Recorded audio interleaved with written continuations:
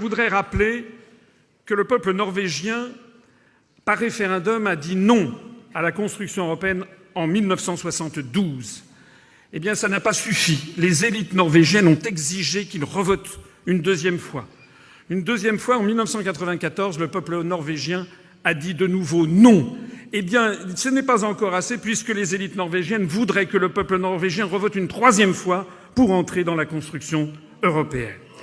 Je rappelle que le peuple danois a dit non par référendum en 1992 au traité de Maastricht et qu'on l'a forcé à revoter une deuxième fois parce que le premier vote n'était pas le bon selon les élites européistes.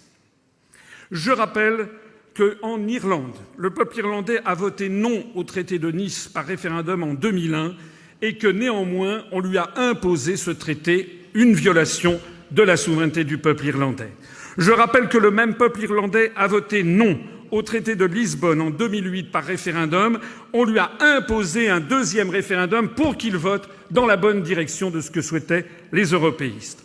Je rappelle qu'en France, en 2005, par référendum, on a demandé aux Français s'ils étaient pour ou contre la Constitution européenne. 55% des Français ont voté non à la Constitution européenne.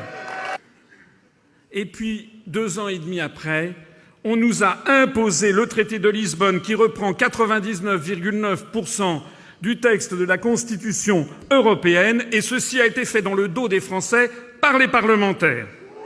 Je rappelle que les Pays-Bas, juste après, 3 jours après, ont voté non à la Constitution européenne. Ils ont subi le même sort que les Français. Leur référendum a été violé, comme en France. Je rappelle qu'en Grèce, en 2015, par référendum, le peuple grec a dit non aux injonctions de la Troïka. Il y a eu violation du référendum du peuple grec en 2015.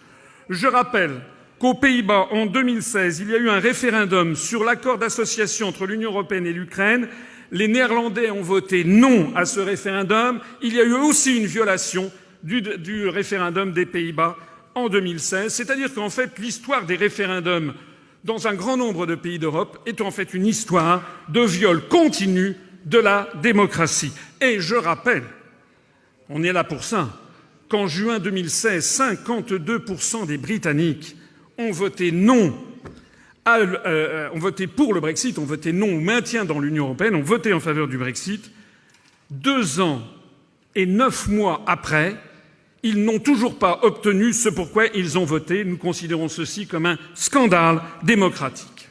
En réalité, si on regarde les choses avec objectivité, on est obligé de constater que c'est l'ensemble du continent européen qui est tombé sous l'emprise d'une dictature qui ne dit pas son nom et qui refuse les votes des peuples.